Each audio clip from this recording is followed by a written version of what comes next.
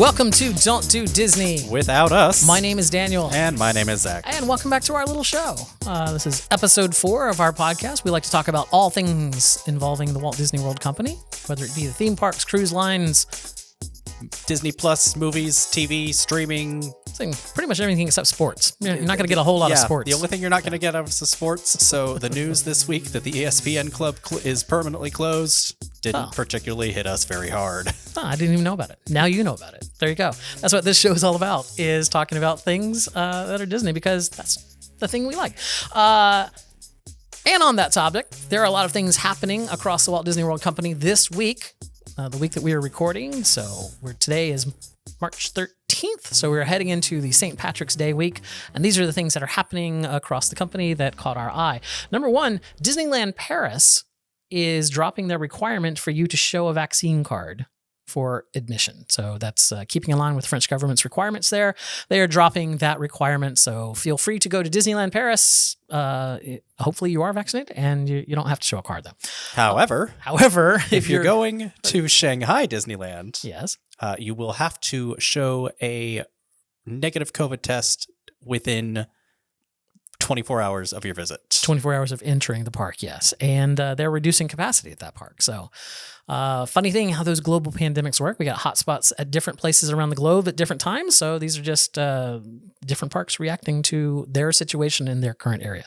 Here in Florida, we've dropped our mask requirement for indoors at Walt Disney World. Correct. I don't know what Disneyland's current state is. I believe both Walt Disney World and Disneyland, for vaccinated guests only, you are not required to wear a mask anywhere except on enclosed transportation. Okay. And sounds good. I put that in there specifically because there's a litany of articles that say it's just gone, period. And that's not the case. Well, a lot of people don't take Disney transportation. So from their standpoint, it is gone. Also, it's enclosed Disney transportation. Like you don't have to wear it on the ferry going across. But monorail, Skyliner, although I doubt anyone's wearing them in the Skyliner. In fairness, we've never ridden the Skyliner at a busy time, like at park open or park closed. Right. We've always just kind of taken it as a shortcut between Hollywood Studios and Epcot in the middle of the day. And yeah, they put us on our own car at that point because there's empty cars going by. There's not a big demand for them. But there are a lot of things that are happening for St. Patrick's Day. I don't know why I have such a problem saying St. Patrick's Day. For St. Patrick's Day coming up this week, Disney Park Blog has come out with a lot of food items that are going to be available this week and this week only. There are a lot of them. There really are. Disney takes their holidays pretty seriously when it comes to food, and St. Patrick's Day is no exception. Most of these are only available through the 19th or 20th. There are a few that are open, that are available all through the March, so you can get them all the way up to March 31st. But if you are staying at the All-Stars Movie Resort or the All-Star Music Resort, there is some cake that you can get, the St. Patrick's Day Mickey cake. If you're staying at the Art of Animation Resort, there's a couple of alcoholic beverages you can get. One of them is available at the Drop-Off, which is called the Good Luck Charm, and at Landscapes of Flavors, you can get the Luck of the Green. At Disney's Boardwalk, which you can get to from outside of Epcot, so even if you don't want to take Disney transportation, you could walk out the back door of Epcot and walk over to the Boardwalk. Abracadabra has a drink called the Irish Magic Trick. Atlantic City Dance Hall, that's hard to say, has a Shamrock Punch, and Bellevue Lounge has an Irish Mule cocktail, which is a play of the Moscow Mule. And I think that was one that you were interested in.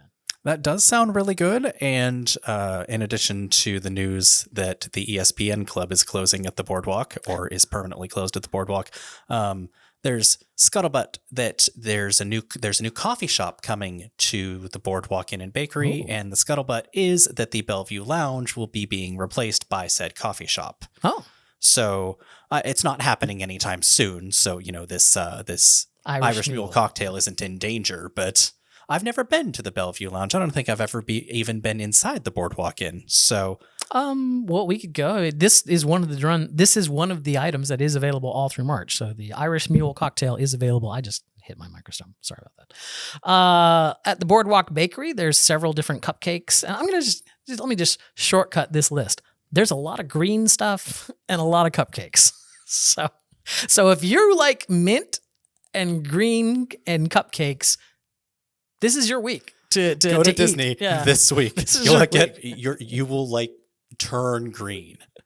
Yeah, there's things over at the Caribbean Beach Resort. There's things at the Contemporary Resort, the Grand Floridian, Old Key West, Polynesian, Pop Century, pretty much Basically everywhere on property. Basically any hotel on property. Wilderness Lodge.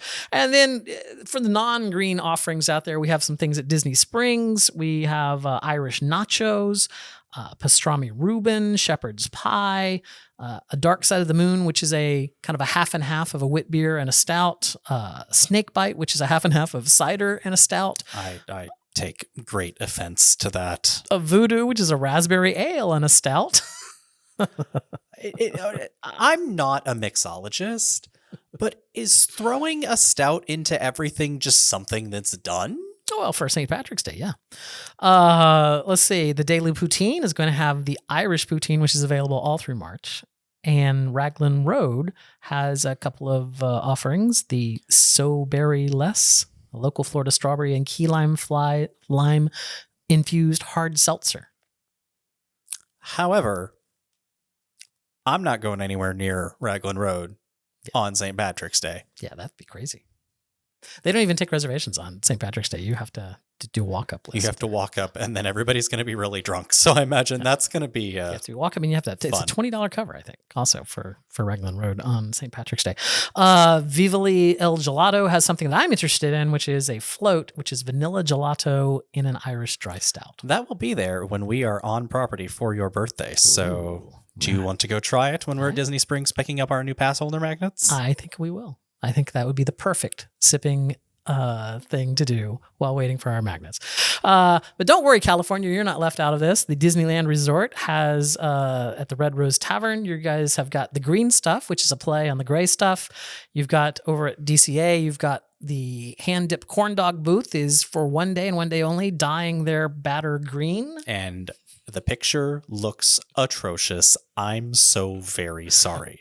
There's some drinks at the Hollywood Lounge, the Lamplight Lounge, and the the Grand Californian Hotel and Spa at the Craftsman's Grill, as well as the Holiday Cart. So, and at Downtown Disney, there are several. Like I said, there's a lot of things. It's over on the Disney Parks blog. If you want to go check them out, I'll leave the link in the show notes. And if you're watching this on YouTube, I'll leave it down below in the doobly-doo. And you can go and see all the things that you might want to eat this week. So those are the things that are happening coming up this week in Disney. And let's talk about the week that was. There's a bunch of different news stories floating around about Disney this past week. And I think the one that we kind of settled on talking about was the shareholders meeting. Because that did happen. That did happen. This past week. And at least from Motley Fool's standpoint here, the three things that we wanted to take away from that meeting are, despite the view on Twitter that Bob Chapek is a very unpopular CEO of Disney, he received 94% support in favor of retaining his seat as a director from the shareholders call. So he is definitely not unpopular with the shareholders. So if you are one of those folks that blames Bob Chapek for everything, well, you're kind of a minority there. So sorry. And there was some comment. Another takeaway here is that they made their third attempt at the "Don't Say Gay" bill statement that they made as a company. This is something that is very, I don't want to say divisive, but it is very. What am I saying? People are very, you're either hot or you're cold on this issue. There's not a lot of middle ground on how people feel about Disney making a statement about Florida's "Don't Say Gay" bill.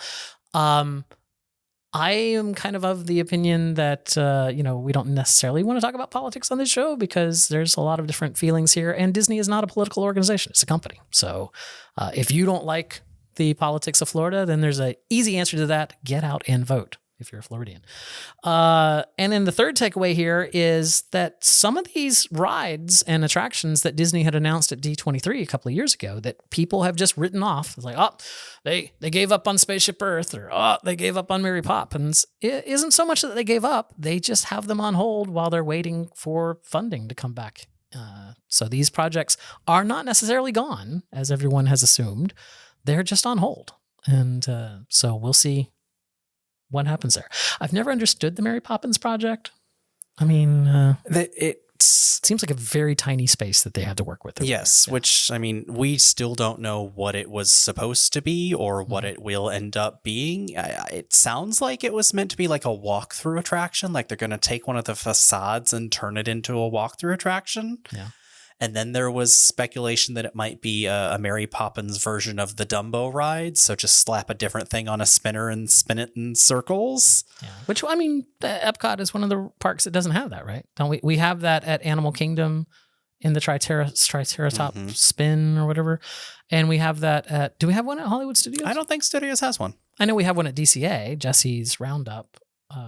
And the Inside Out Emotional Whirlwind. Well, it used to be Jesse's Roundup is now merry-go-round, right?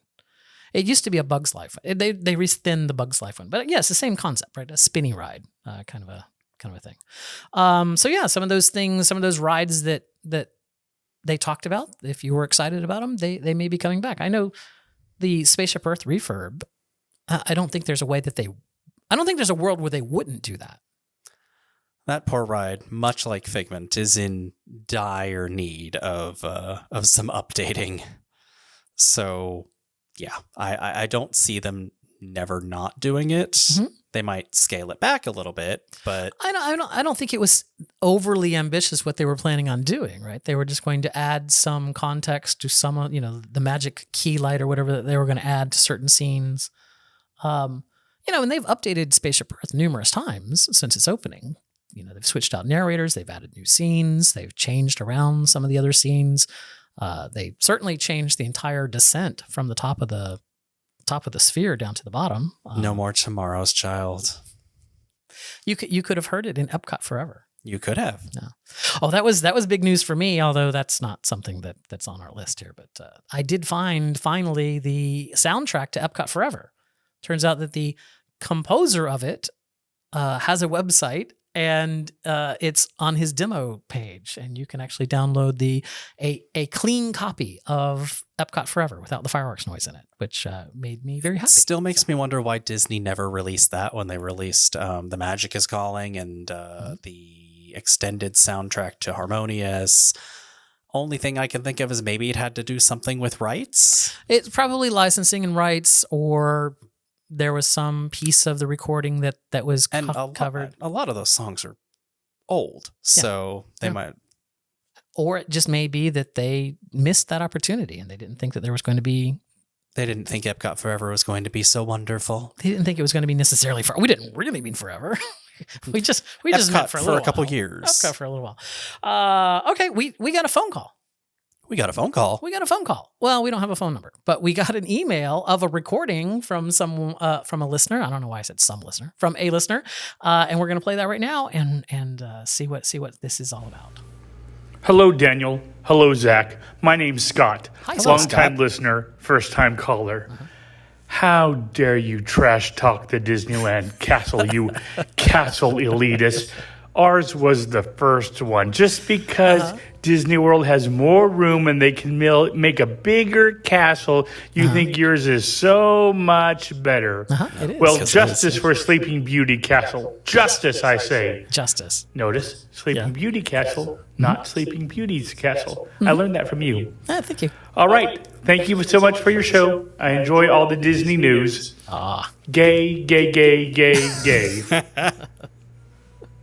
Well, there you go. Full disclosure, that is our friend Scott. So he lives in California, and he came to Disney World this past year. We have a couple of pictures with him when we were around the park. And he has some feelings about the castles. It's true. And well, I mean, we've known Scott beyond that. But anyway, my point is the Disneyland castle is just, it makes me sad. I want to like the Disneyland castle. Growing up, I was always told that Disney is the master at forced perspective, and they've made their little tiny castle look much bigger by using, a technique known as forced perspective. All the Disney documentaries on that and everything. But over the decades, those trees around the castle have continued to grow, and the castle has not. And it's. If you look at old pictures of Disneyland when those trees were smaller, that forced perspective worked a whole lot better than it does right now, because it's very apparent that the those trees are much taller than the castle. So that's my problem. To any of our California-based listeners and viewers that we may have just alienated, we're so very sorry. I mean, Cinderella Castle was great, but then when Paris put theirs in, it put ours to shame. So I would say Cinderella's. What is the castle in France? Is it Sleeping Beauty Castle too? Yeah, but it's in French. So everyone thinks it's Belle's Castle because it has the word Belle in it, but it's in French. And and then Storybook Castle came along after that and made that castle. So every iteration of the castle in the park, I think, makes, a little bit better. Other than, what was it, Hong Kong that just did a direct replica of California's? Mm-hmm. Yeah. Le Château de la Belle au Bois dormant. Yeah, there you go. I don't know what that is. That's probably Sleeping Beauty, right? The castle of the beauty who sleeps. Yeah, there you go. Roughly. I don't speak French, so I don't know I that. took French in high school. I did too. 20 I don't years speak ago, French. and I don't remember much of it. Well, there you go. Do you have anything else you want to talk about Disney this week? It's kind of a light week again of things that were happening. Although, we weren't in the parks seeing and experiencing what could have been happening, but from a news perspective, not necessarily, no. No. The other big news that I've seen, at least on Twitter, is that the Epcot Experience is closing sometime soon. Does it have tomorrow? Yeah, March 14th. So if you missed seeing the Epcot Experience exhibit at Epcot, well, it's going to be closed and you won't be able to see it. But hey, good news. Everything that they were promoting inside the Epcot Experience exhibit pretty much already exists. So Ratatouille, you can just go ride Ratatouille. You don't need to watch a preview about it. Guardians of the Galaxy roller coaster Cosmic Rewind is going to be opening this year, so you don't need to see a preview about it. You can just go ride the ride. Harmonious exists. It's wonderful. It's great. You can see that. Let's see, Moana. Moana? That Moana? That Moana. Her Journey of Water is actually, that side of the giant Epcot dirt mound has things going on. Yeah, it's being built, so that should be open, within the next year or two. It was always meant to be a temporary thing. That exhibit existed at a D23, and then they moved it to Epcot. So they built it for D23 to show people what was coming, and then they just moved it to Epcot and put it there. My suspicion is, and I don't want to speculate too heavily here. I have no reason to, I have no sources to back this up. This is just a wild ass guess on my part. They used to use that space as a festival center, and especially for like food and wine, and during the Flower and Garden Festival, they would have like classes, right? They would have like little classes they were teaching with seats, and you could watch the instructor do things, as well as a merchandise shop in there. I know in the past they have used the old Wonders of Life Pavilion as a festival center. And but that's currently, that's got work going on it to become the Play Pavilion. And more recently, they're using the World Showplace as their festival center. I have a feeling they're just going to turn it back into a festival center, because with food and wine coming up, that's probably, the World Showplace is great and everything, but it gets used a lot for corporate events. So with it being tied up the entire length of a festival, that kind of like cuts out a really nifty convention space that they can use. Right. And so putting it back over in the old Odyssey restaurant makes a lot of sense. So that's my guess, is they're probably just going to turn it back into a festival center. And, Yes, because the 3-story festival center is probably not happening, but there is a festival center supposedly going to happen in that space where that 3-story one was going to be. But they're going to need a festival center until that thing is built. And the Odyssey Pavilion, the Odyssey building is already there, so they can just retrofit it and make it useful. Exactly. Rather than let it sit empty for decades again. All right. But speaking of the World Showplace, yes, things that happened this week in Disney close to home,